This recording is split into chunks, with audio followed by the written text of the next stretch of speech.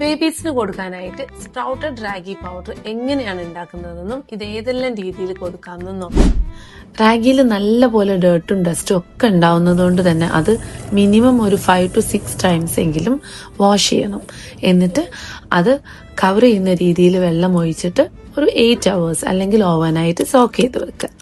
Next day അത് നല്ലപോലെ drain ചെയ്ത് ഒരു മസ്ലിൻ ക്ലോത്തിൽ അല്ലെങ്കിൽ ഒരു കോട്ടൺ ക്ലോത്തിൽ ടൈ ചെയ്ത് ഒരു 2 to 3 days കവർ ചെയ്ത് നല്ലപോലെ മാറ്റി വെക്കണം. നമ്മളുടെ ടെമ്പറേച്ചർ അനുസരിച്ച് അത് 2 or 3 daysന്റെ ഉള്ളിൽ സ്പ്രൗട്ട് ആവും. ഇവിടെ ശരിക്കും ഇത് സ്പ്രൗട്ട് ആയത് കുറച്ച് കൂടുതലാണ് കേട്ടോ. ശരിക്കും ഒരു 1/2 inch വരെ മാക്സിമം സ്പ്രൗട്ട് ആയാൽ മതി.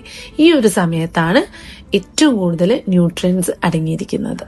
ഇനി ഇതൊരു 2 ദിവസമെങ്കിലും സൺഡ്രൈ ചെയ്തതിന് ശേഷം ലൈറ്റ് ആയിട്ടൊന്ന് റോസ്റ്റ് ചെയ്ത് പൗഡർ ചെയ്യുക. ഇത് പിന്നെ നിങ്ങൾ ഒരു സീവറിൽ സീവ് ചെയ്യേണ്ട ആവശ്യമില്ല. ശരിക്കും കുഞ്ഞുങ്ങൾക്ക് ഫൈബറോട് കൂടി തന്നെ ഇത് കുക്ക് ചെയ്ത് കൊടുക്കാവുന്നതാണ്.